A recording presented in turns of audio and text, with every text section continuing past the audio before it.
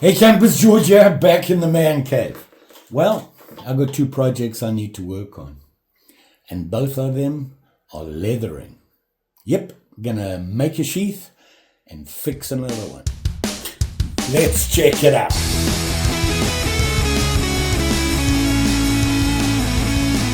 The two projects I'm talking about is, remember this guy? It is a Matterhorn camp knife. It's actually an Imperial camp knife. I have one that's similar, but not the same. And this one, it's called a Matterhorn. Never seen that before. It was a little rusty and whatnot, so I gave it a quick cleanup. You can see it's pretty sharp and shiny. And you can see here, it's an Imperial. Very cool. Hadn't seen one before, saw it, thought, you know what, I'll take it. And it actually turned out to be a very nice knife. Here you can see it's fully loaded. And you can see it there. You can see it's got 1, 2, 3, 4, 5, 6, 7 tools on it. And it's pretty well made. I'm impressed with this knife. I do like cleaning these scales up. They really clean up and shine well. And the unusual thing that this has is this blade here. Something you don't normally see on one of these things, so thought that was pretty cool. Anyway, I thought, you know what, it's time to make a regular sheath for this guy. He is a pretty big knife. It's got some thickness to it. So it's probably maybe even a little bit bigger than a Camp King on the width side, about the same size.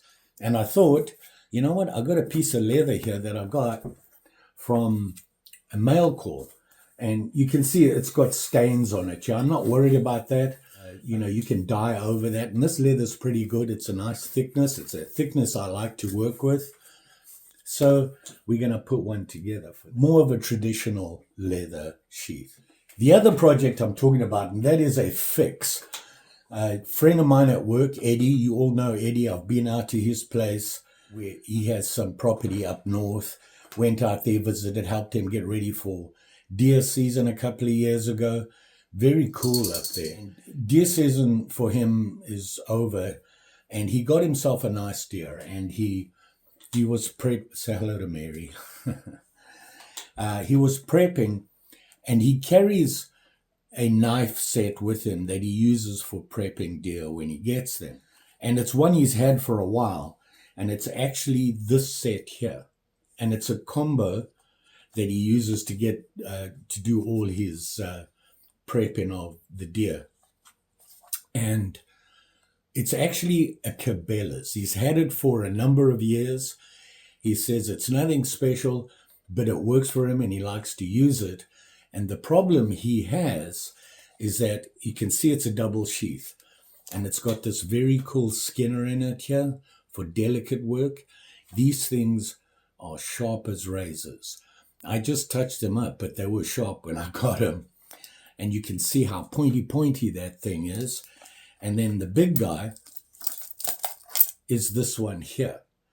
And he said he loves working with these knives and he always carries them with him when he's hunting.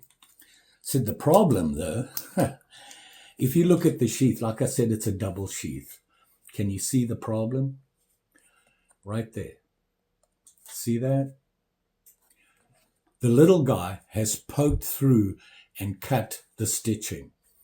Now, the reason for that is if you look at it, the big part of the sheath here, they've put that extra protection in. There's an extra piece of leather which protects the stitching when you put the blades in and out. They didn't do that on the little one. And it's probably the sharper of the two. And eventually it's poked through. And he said it's a problem because he's poked himself a couple of times with it and asked if I could figure out a way to fix that problem. Well, what we need to do is put a piece of leather in there to protect the stitching. The other problem is this is probably machine stitched and I can't stitch that well. But what I'm going to do is unpick it. I'm going to drill the holes a little bigger. We'll put an extra piece in there to protect the stitching. And I'll just hand stitch it with a saddle stitch, and hopefully that'll work. The other thing I noticed is that this is very loose in here. So putting that leather in there, if I put it in right, it's going to keep this a little bit more secure. When I got home yesterday, I picked it up off the seat and came inside the cottage, got here, and noticed that it was missing. It had slipped out and fallen in the grass out front. There I was with my flashlight out there looking for it. The other thing it has is this on the back, and that is a sharpening stone. Now, between you and me, and I know Eddie doesn't use it, I looked at it, I don't think he's ever used it, which is probably a good thing. They do the job. They don't do a very good job, but they'll give you an edge in an emergency where you need to finish what you're doing. I know Eddie has a very good sharpening system. I believe it is a workshop, and it's the one where you can move it up and down like I have. In fact, I did a review on it. Very nice system. So that's the other project we got to do. So we've got 2 bits of leather to do. So let's get on it. So we're going to start with this guy, and because we need to mold. We got to mold the leather, so that means wetting it, molding it, letting it set. So I want to start with this guy, and while that's all doing that, we'll go on to Eddie's one. Here's something interesting. I have a blank that I use to mold a knife, and this one is for the Camp King. And look at this. If I put it on there, it's too small. This extra blade here really makes a difference on the width. Not only that, the depth of the knife is even bigger. So it is a lot bigger than a Camp King. So I'm going to wrap this guy and do the mold that way instead of using a blank. So here you can see I've wrapped it in painter's tape first, and then the press and seal over it. The press and seal is waterproofing. The painter's tape doesn't leave any marking on the any residue or anything on the knife. The press and seal tends to do that. So that's why I do it that way. Plus it adds a little bit extra depth to it. The leather is going to shrink, so it'll be tight. It will eventually stretch, but to give it a little bit extra so that you don't have a problem fitting it. So what I'm thinking of doing is pretty straightforward. I'm going to put a flap on it and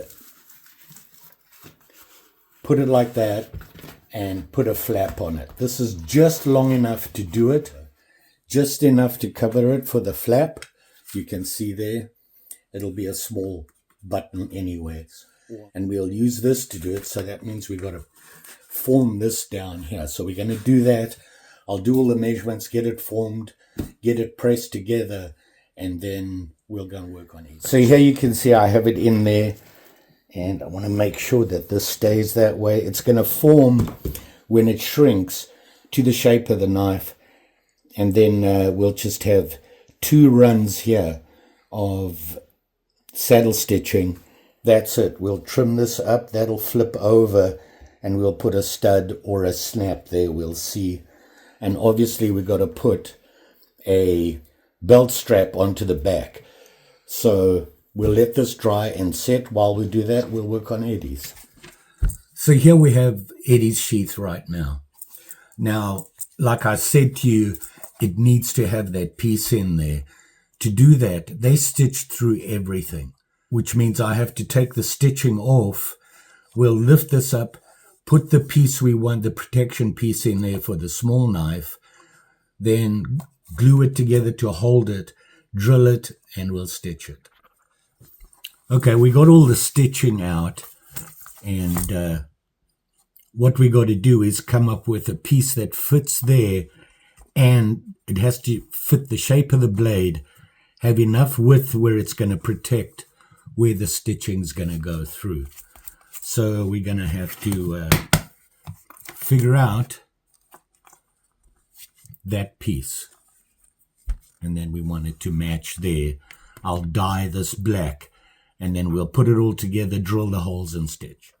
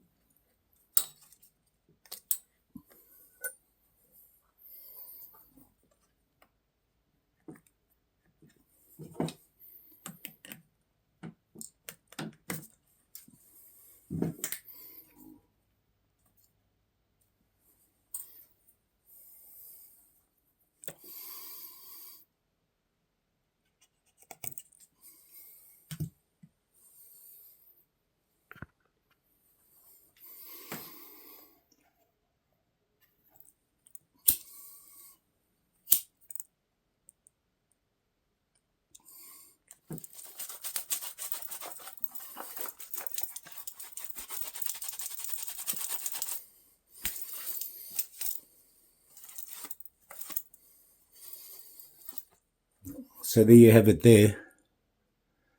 Just a straight saddle stitch with black. Came out pretty good. Now we just got to see if everything fits. I did blacken everything where they didn't before. I just thought it would look better. So the main one's in. Nothing falls out. This is the one that concerns me because it was really loose before. It's a little tighter this time. So, but it's tighter than it was. It doesn't drop out so easy. Just got to finish this off.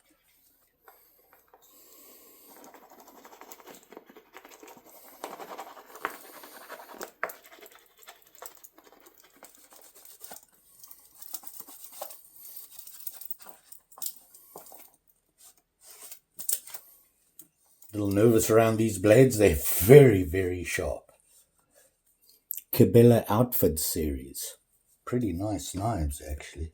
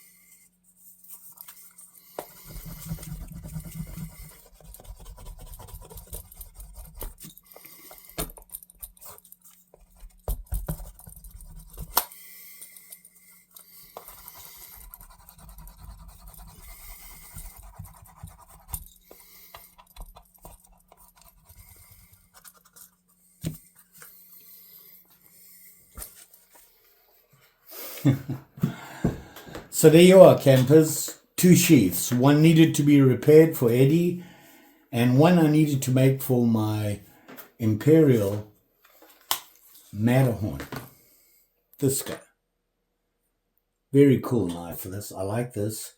And of course, when I cleaned it up, I sharpened it and all that good stuff. And I like the blades on this, actually. And you can see nice and sharp, work really clean. So that cleaned up really nice. It didn't take a lot. It wasn't that bad. There was just some patches of rust and a little dull, so cleaned it all up. Very cool. And then the sheath, here it is here. Not what I had planned. I didn't plan on putting a snap on. I wasn't paying attention, and when I punched the hole for the stud to go on, I didn't look at which punch I used, and I punched the hole and it was too big. So I had to put the snap on, which I don't mind. I like these snaps. They work pretty good. You can see this one is the buffalo nickel. And you can see the way it's shaped. It formed itself. You can see it's not exactly square, but it matched because I wrapped it in this and shrunk it to that. So it'll only go in one way. You've got to have the big blade facing this way, and it fits right in there. You put your bail down, and you can snap it on just like that. And of course, you've got your belt. So that worked out pretty good, even with my oops and not paying attention. And of course, I got a phone call from Eddie, and he said that they were going to dinner and would I like to come along. And so I said, sure. And I thought, perfect time to take the knife back to him, because I'm not going to see him for another week. He's off for a while. I grabbed it and took it with me. Can't even show it to you now. Well, what do? You know, I'm thinking of too many things at once here, and I'm just not paying attention. You need to slow down a little bit. But we have a sheath, and we have a Matterhorn, and it worked out great. And when you're doing this, see that? You won't believe what happened with that. The punch that punches the holes for the snaps has a place where you can pull out the excess little buttons that it pushes in. When I was holding that and I hit, my hand slipped down, and it had a really sharp edge on it. Just sliced my thumb. So there you go. You all be safe out there. Silly things like that can catch you unawares if you're not paying attention. Just saying. Don't forget, like, share, subscribe. You know the story. Pretty sure I'll be back. I got other projects. I got a lot of projects that I'm working on. My box of stimulus here. You can see it. Can't even close it. Got projects to do. Thanks for watching. Always appreciate it. We'll see you again.